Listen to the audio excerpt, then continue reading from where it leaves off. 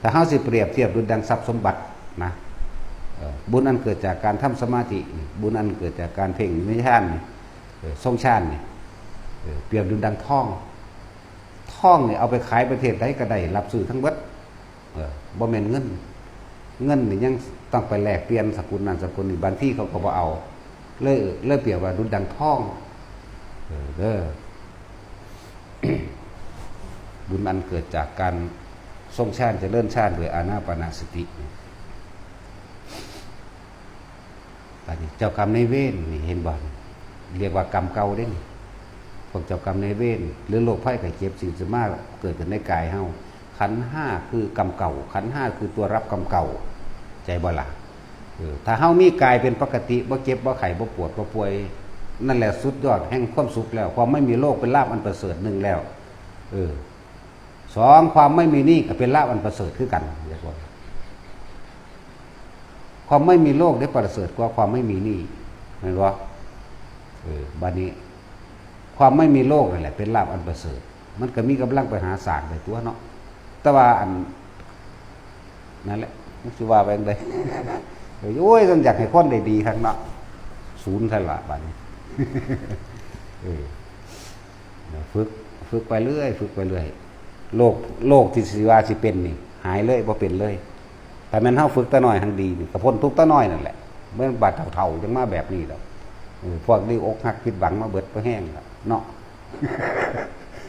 อกหักผิดหวังถิ่มเครียดเนาะที่มาโดยความบ่ได้ดังใจก็มีเด้แสดงกูสร้างด้วยป๋าแมงบ่ถือเพื่อนดำๆบ่จริงๆบ่ได้อยากป๋าถูนบ่ได้ดังใจ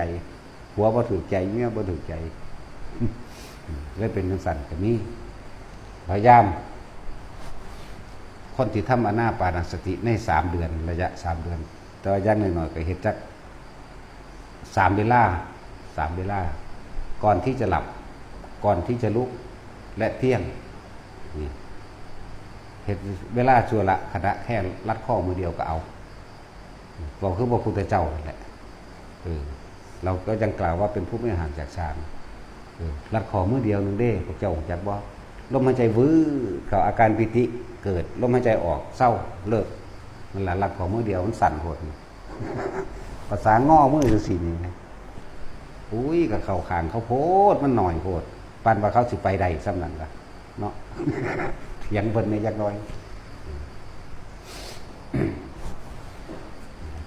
คนที่เฮ็ดอยู่ใน3เดือนคนที่ป่วยอย่างนักถึงขั้นตายนี่บ่ตายจักว่ายืดอายุไปได้อีกนั่นแหละจังว่าอายุยืดอายุไปได้อีกเด้เจ้ากรรมนายเวรที่ได้รับส่วนผลบุญกุศลของเขาเองอันเกิดจากจิตสงบเมื่อเขาได้รับส่วนบุญแล้วเขาก็อโหสิกรรมไปโลกในกายก็คอยทุเลาเบาบางลงไปก็จะว่านี่นั่นแหละเพราะว่าบ่มีผู้ซ้ำเติมแล้วหน่อยลงเด้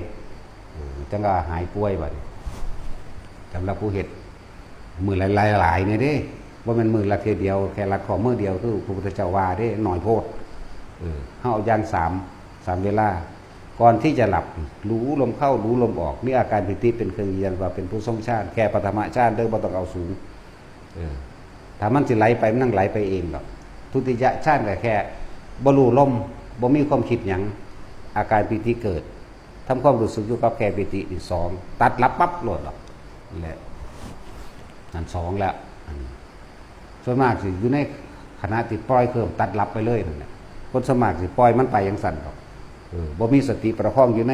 แค่ปฐมฌานปล่อยไป1ปล่อยไป2ปล่อยไป3อันตัว4นี่มันคือสิตายนี่มันบ่ค่อยปล่อยปานใดดอกตัว4เนาะมันเข้าเด้นั่น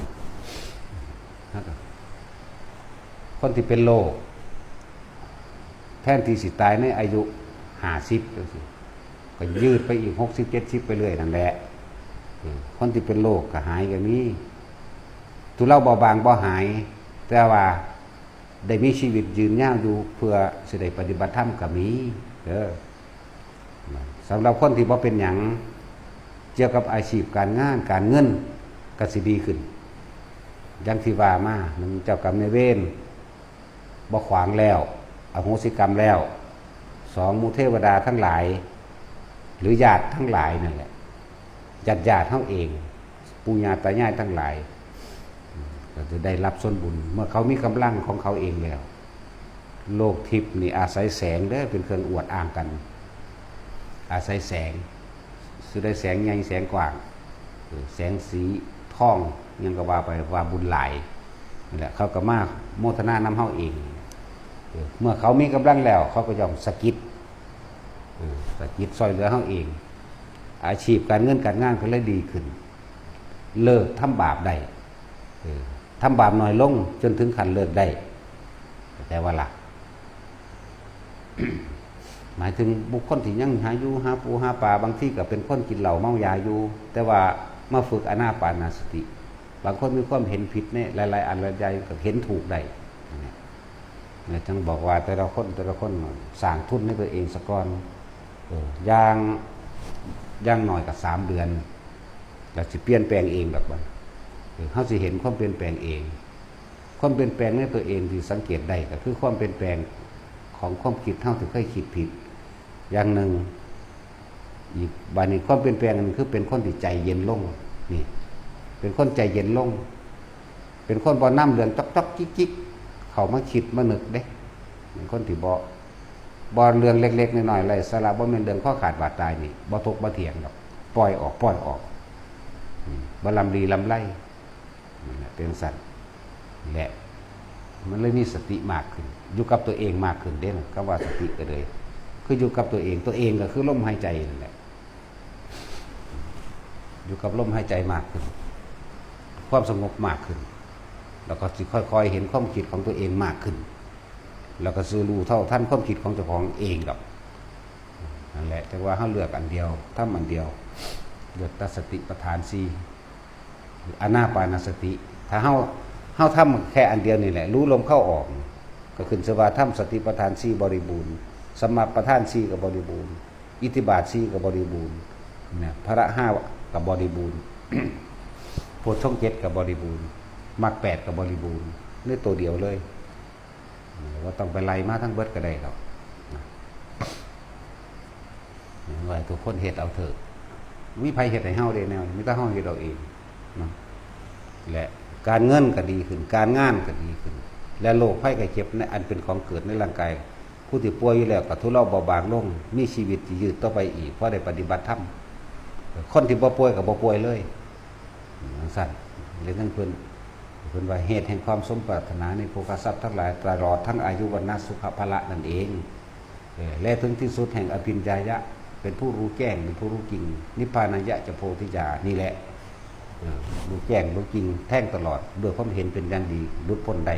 เข้าสู่ความดับเย็นได้นิพพานนั่นแหละดับเย็น